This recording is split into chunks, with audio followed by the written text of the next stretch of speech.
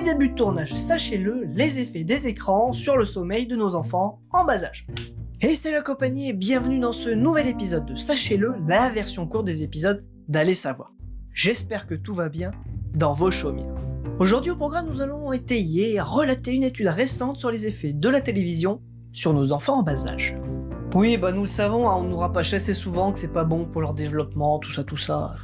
Effectivement. Mais aujourd'hui, au lieu de dire que ce n'est juste pas bon, nous allons, comme nous le faisons de temps à autre dans les épisodes Sachez-le, nous baser sur une étude scientifique sérieuse. Au moins dans ce cadre, nous aurons des informations concrètes et qualitatives. Pas comme l'homéopathie parce que j'ai vu Boiron, au lieu d'apporter des preuves scientifiques, ils ont apporté une super pétition d'1 million de personnes. Ça fait pas très scientifique, bref, j'y connais rien, mais ce n'est pas le sujet. Mais il est vrai qu'en ce moment, avec entre autres le débat de l'homéopathie, certains remettent en cause les rapports scientifiques, voire carrément la science et ses protocoles.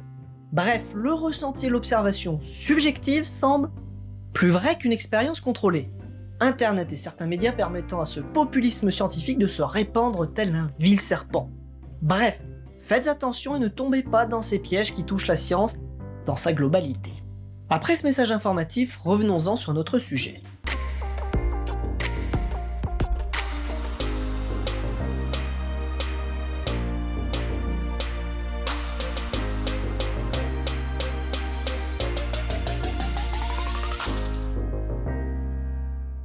Alors on ne cesse de nous rappeler que les écrans sont mauvais pour nos enfants en bas âge. En juin 2019, une nouvelle étude a tenté de comprendre l'interaction de la télévision sur le sommeil d'enfants âgés de 3 à 5 ans. Nos enfants sont de plus en plus assujettis aux écrans. Télévision, ordinateur, téléphone, tablette, cet objet est devenu quasiment incontournable dans notre quotidien. Cependant, nous le savons, certaines choses, durant le développement du cerveau des enfants, peuvent avoir un impact positif ou négatif. Malheureusement, les écrans ont des effets plutôt négatifs qui sont à surveiller. Les scientifiques continuent de faire des études afin d'approfondir ce sujet et de mieux en connaître les tenants et les aboutissants. Plusieurs choses sont primordiales pour les enfants en bas âge, comme notamment l'apprentissage de l'environnement et son fonctionnement, la nourriture ainsi que le sommeil. C'est justement sur ce dernier point que nous allons nous arrêter aujourd'hui avec une étude scientifique de l'université américaine du Massachusetts, publiée dans le journal Sleep Pulse. Ils ont étudié le sommeil de 586 enfants, mais ils n'ont retenu les résultats que de 470 d'entre eux, tous âgés de 3 à 5 ans. Ces résultats ont été enregistrés via la technologie de l'actigraphie, c'est-à-dire qu'ils utilisent des actimètres, un système de petits ordinateurs composés d'accéléromètres, afin de quantifier les mouvements qui seront ainsi enregistrés. Généralement, nous retrouvons des équivalents de cette technologie dans les téléphones, mais aussi dans les montres connectées, ce qui permet notamment d'étudier vos nombres de pas et votre sommeil. Dans notre cas, cela servait à enregistrer les différents mouvements des patients afin de mesurer la durée et la qualité de leur sommeil via une montre qu'ils avaient au poignet. Les familles ont également répondu à des questionnaires afin d'en savoir plus sur l'environnement de l'enfant qui allait être étudié. Dans les questions, nous retrouvons par exemple la présence de télévision dans la chambre à coucher ou encore le comportement de leurs enfants vis-à-vis de la télévision. La nuit de sommeil était bien évidemment prise en compte, mais également la sieste de l'après-midi vu le jeune âge des patients. L'expérience a duré au total 16 jours. Les tests de mémoire et de vocabulaire ont été faits en classe. Certains enfants devaient faire la sieste, tandis que d'autres ne devaient pas faire la sieste. Pour la petite anecdote, il est indiqué que les parents ont reçu une compensation financière pour l'expérience et les enfants ont eu le droit à des livres d'histoire.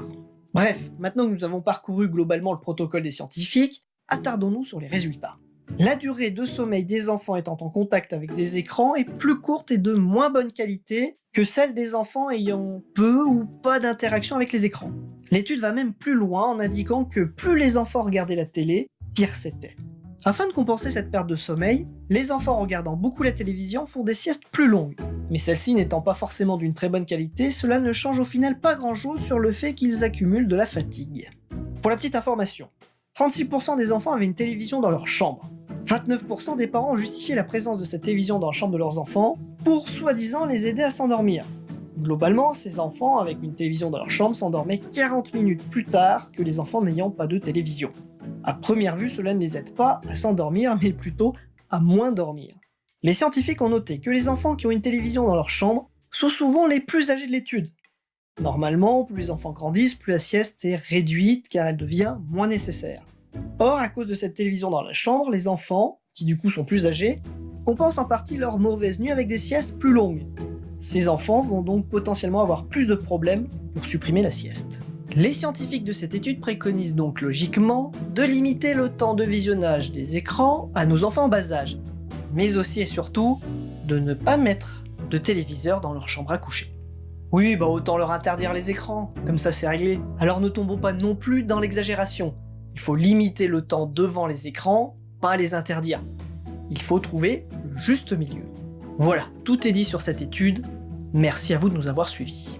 Si l'épisode vous a plu, n'hésitez pas à mettre un pouce bleu ou un pouce rouge s'il ne vous a pas plu, de partager, de commenter, de vous abonner et de cliquer sur la cloche. Alors ce qu'il y a de bien avec les écrans, c'est que contrairement à la radio, au lieu de ne faire qu'entendre les parasites, là on les voit. Alors, notamment dans les émissions politiques, pur délice. Merci à vous. Fin de tournage.